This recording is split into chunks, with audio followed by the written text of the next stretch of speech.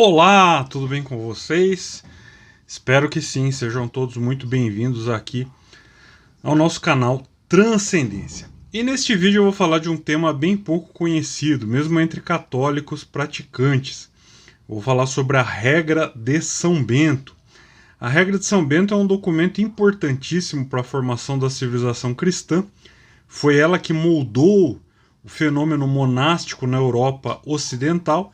E uma vez que grande parte da civilização europeia cristã se formou em torno dos mosteiros, então nós podemos dizer que indiretamente a regra de São Bento moldou a própria Europa medieval. E é justamente por isso que São Bento é o patrono, o padroeiro da Europa.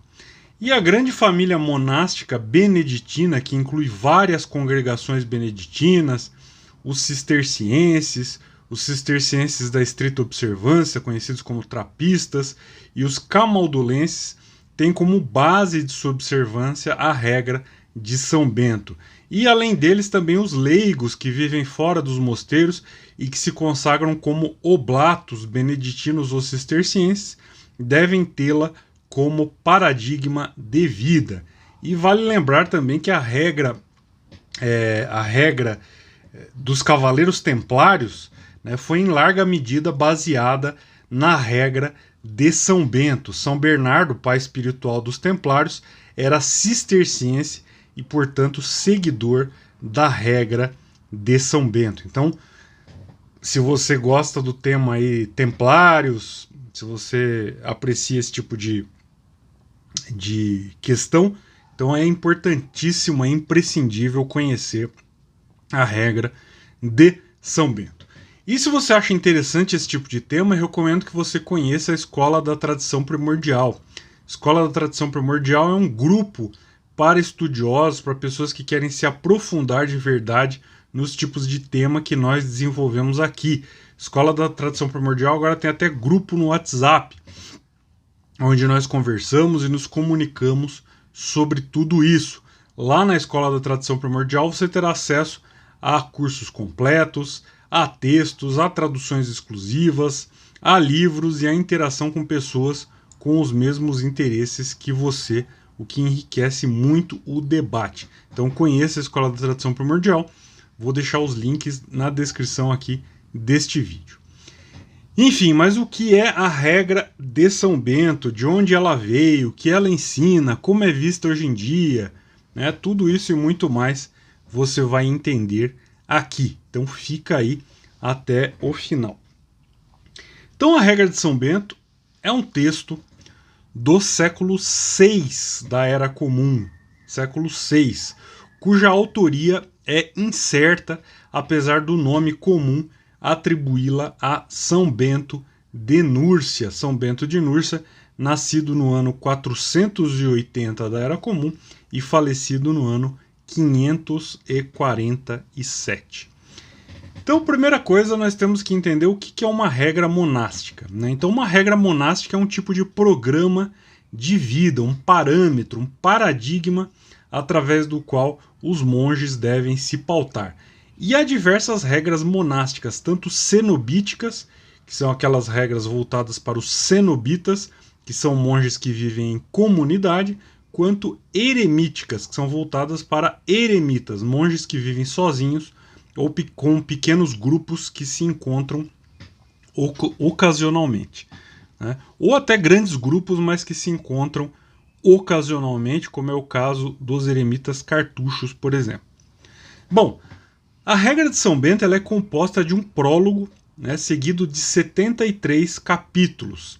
E ela contém em larga medida citações ali das Sagradas Escrituras, ensinamentos comuns a outras regras monásticas anteriores e também várias questões ali regulando, né, o dia a dia dos mosteiros.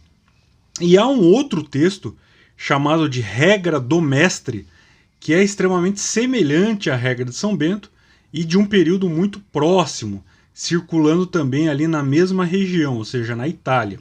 Então, sendo assim, nós temos três possibilidades. Ou São Bento é o autor da regra do mestre e um autor desconhecido teria simplificado e aperfeiçoado a sua regra e lhe dado o nome de regra dos monges, né, e a atribuído a São Bento, ou São Bento usou a regra do mestre de autoria desconhecida para escrever a sua própria regra, ou por fim, São Bento seria o autor de ambas as regras, tendo escrito a regra do mestre e por fim a simplificado e aperfeiçoado no texto da regra dos monges, que passaria a ser conhecida como regra de São Bento. Eu não vou entrar aqui em algumas controvérsias históricas que há em relação à datação da regra, mas eu vou me manter na linha dos relatos mais conhecidos, uma vez que o objetivo do vídeo é dar uma visão geral e há muitos bons livros que tratam sobre a temática histórica da regra. E por falar em bons livros, se você tem interesse nas minhas obras mais recentes sobre maçonaria e maçonologia, na descrição do vídeo você vai encontrar os links para as minhas obras mais recentes em e-book, lá na Hotmart. Agora, se você quer o livro físico, este livro aqui, né, você me manda um e-mail, meu e-mail estará na descrição do vídeo também. Com o seu CEP eu calculo o valor do frete, mando para você os dados bancários, você deposita, me avisa e eu envio para você pelo correio. Caso você deseje o livro autografado, não se esqueça de me avisar. E não esqueçam também que agora eu tenho um perfil lá no Instagram, me sigam lá no @transcendenciaandremuniz, porque eu estou sempre postando material que eu acho interessante por lá. Bom, voltando. Obviamente também a minha abordagem aqui da regra de São Bento não será a abordagem católica romana ou sequer cristã, né? Mas sim uma visão metafísica e tradicional da mesma. E hoje em dia a regra de São Bento ela não é mais normativa na decisão de detalhes de vida das comunidades que se baseiam nela. Agora, as chamadas constituições, né, que compõem a legislação das comunidades religiosas.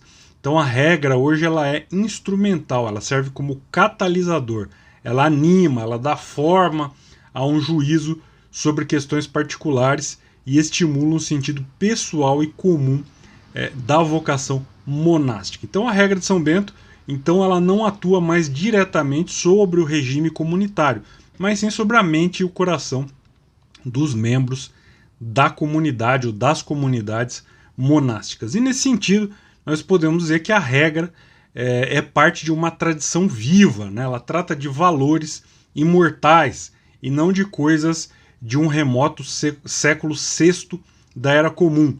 E ela ganha vida não como um rol de pode e não pode, né? Então, às vezes, a palavra regra dá a impressão que seria uma listinha, né, de regras, dizendo pode isso, não pode aquilo, pode isso, não pode aquilo.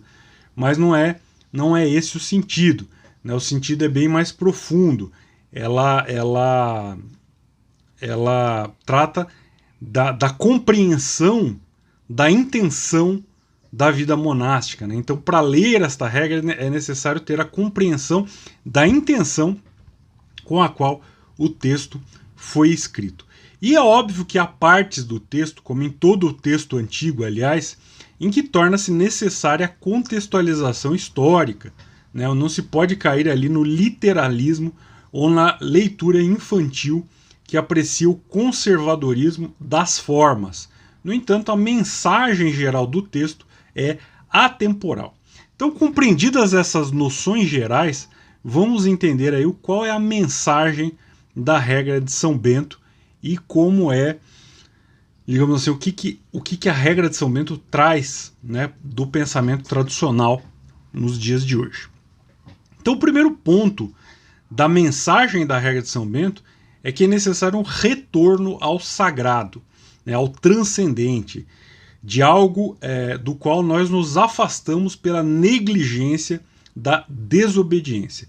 E o prólogo da regra usa uma figura que é muito cara aos budistas, né? Ou seja, o despertar, o sair de um sono que nos priva da luz. E também fala da urgência do despertar. Então, como diz lá os famosos versos budistas, né? Vida e morte são assuntos grandiosos, não percam tempo. A regra diz mais ou menos a mesma coisa. O prólogo da regra diz que devemos correr enquanto temos a luz da vida para que as trevas da morte não nos envolvam. E nessa corrida em rumo à luz da vida, é necessário preparar os nossos corações e os nossos corpos para militar na obediência aos preceitos. Então é algo muito concreto, muito real, muito pé no chão. Não é uma falsa espiritualidade do que eu acho mais confortável, das minhas opiniões, do que o papai e a mamãe me disseram, do que eu prefiro, né, dos meus costumes, do que eu fazia antes, nada disso. Então o prólogo da regra ele diz que nós não devemos fugir tomados de pavor logo que nos deparamos com algo mais áspero, porque o caminho da salvação só se abre por um início penoso. E a regra tece então duras críticas àqueles que querem se dizer monges, mas que na realidade só vivem fazendo as próprias vontades. Então, eu sou monge, mas eu não obedeço ao meu mestre, ao meu superior. Eu vivo como bem entendo, do jeito que eu quero, com meus hobbies, os meus gostos, e eu não aceito nenhuma repreensão, eu detesto pentelhação, né? Então a regra chama tais monges de detestáveis, né? E diz que para eles é santo, entre aspas, né? Tudo que eles preferem, e que é ilícito, entre aspas também, tudo o que eles não gostam, né? Então há também ali uma crítica, né, àqueles que vivem pulando de um galho para o outro, né, nunca estáveis, sempre vagando em busca de algo novo, né, e escravos das próprias vontades. E antes de continuar, eu gostaria de lembrar você que gosta do nosso canal, que acredita no nosso projeto, que faça parte da nossa família e tenha benefícios exclusivos. Torne-se membro do canal, como amigo, como propulsor ou como patrocinador. Então clica no botão aqui embaixo e seja membro, né? Botão seja membro, e se torne parte do nosso projeto de divulgação do conhecimento tradicional pela internet. E se você quer ajudar de outra maneira ou com outros valores, nós temos a nossa página lá no Apoia-se, que eu vou deixar na descrição do vídeo também. São os nossos queridos apoiadores e apoiadoras do Apoia-se e os membros do canal que possibilitam que esse canal aconteça e que cada dia mais pessoas possam ter acesso ao material que é disponibilizado aqui. E eu gostaria de dar as boas-vindas ao William Souza. William Souza, nosso novo membro, muito obrigado por fazer parte do nosso canal Transcendência. E hoje em dia, voltando, né, vamos voltar aqui à regra de São Bento, hoje em dia, mesmo fora do contexto monástico, o que mais vemos é isso. Gente egoísta que vive apenas para fazer o que prefere, o que é mais gostoso, o que é mais apetecível e que tem como regra de vida buscar os próprios deleites. E nós também vemos a instabilidade das pessoas, né, sempre pulando de um galho para o outro, buscando aqui e ali pela lâmpada mágica, né, de onde vai sair o gênio que vai realizar todos os seus desejos, ou que vai lhe dar o grande segredo espiritual, entre aspas, que vai resolver tudo de uma vez por todas. Isso me lembra um trecho do Guénon, né, lá na Crise do Mundo Moderno, em que ele diz que hoje em dia é o inferior que se acha no direito de julgar o superior, que os profanos eles querem se meter a discutir coisas sagradas, que a ignorância impõe limites à sabedoria e que o erro ultrapassa a verdade, né? Nós podemos pensar aí em pessoas que pedem para ser discípulas de algum mestre, né, várias e várias vezes, ficam ali às vezes semanas ou meses mandando e-mails e pedindo: eu quero ser seu discípulo, por favor, me aceite, etc, etc, etc, né? E depois de um curto período, elas já se colocam na posição de avaliadoras, né? Avaliadoras, ou seja, elas já se acham no direito de julgar ao mestre ou de dizer que já chegaram ao nível espiritual que desejavam, né? Como se tivessem qualquer condições para tais avaliações. Então esse tipo de gente não se enxerga, né? Tem uma visão extremamente distorcida de si mesma, né? A arrogância e a soberba não permite que vejam o próprio tamanho, né? Então elas se colocam ali a criticar o que não conhecem, não percebem o papel ridículo que fazem e depois terminam a vida como sombras, como fantasmas arrastando corrente, né? E lamuriando pelo próprio fracasso espiritual que elas atribuem aos mestres ou às instituições, né? E a regra de São Bento, ela propõe o inverso disso, né? Ela propõe a humildade e a obediência. Então o mestre, segundo a regra de São Bento, né, quando ele fala do abade, por exemplo, o mestre ele deve alternar a severidade própria do mestre com a ternura e o afeto de um pai. Então, aos indisciplinados, aos inquietos, ele deve repreender mais duramente. Aos obedientes, aos mansos e pacientes, ele deve exortar para que progridam mais ainda na vida espiritual. Já aos negligentes e aos desdenhosos, ele deve repreender e castigar, né? E falar e ensinar compete ao mestre, ao discípulo convém calar e ouvir. É o que está lá na regra de São Bento. Então, a regra de São Bento vai tecer longos comentários, né, sobre toda uma mentalidade que deve permear a vida do monge. Então, a boa vontade, a obediência sem demora e sem murmuração, né, o cuidado para com as próprias tarefas, o cuidado para com os objetos do mosteiro como expressão de zelo, né, o desapego em relação à ideia de propriedade, a constância nos estudos e nas práticas espirituais, a alternância entre o trabalho e a oração, o controle da língua, né, ou seja, do falar excessivo e inútil, né, o que nos lembra lá da fala maliciosa, severa e inútil, que é condenada pelo Dharma de Buda, né, o controle sobre os próprios apetites, o modo como o monge deve se portar quando está longe do mosteiro, né, o que nos dias de hoje nos lembra o modo como um monge deveria se portar, por exemplo, nas redes sociais, nas suas atividades na internet, né, porque esse modo de se portar reflete o seu modo de agir e de pensar, né, e pode e vai com certeza trazer vergonha para a comunidade na qual estão inseridos, caso seja uma conduta incompatível com a vida monástica. E a regra também fala do modo como nós devemos ter respeito pelas coisas sagradas. Então, por exemplo, quando ele fala do oratório, né, que o oratório seria, digamos assim, a capela do mosteiro, a igreja do mosteiro, né, que não deve servir para outro fim, né, deve estar destinada ali ao culto, né? E também fala sobre o zelo para com os livros sagrados, os objetos de culto, como eu disse, e também a bondade que nós devemos ter ao recebermos visitas e hóspedes, né? Bom, para que o vídeo não fique excessivamente longo, né, nós poderíamos dizer que o modo de vida que é proposto pela regra de São Bento é o inverso daquele que é considerado como bom e agradável nos dias de hoje. Então hoje nós vivemos num mundo egoísta, né, de relações superficiais, de descompromisso, de falta de zelo, de desobediência, de desrespeito, de soberba e de descompostura geral.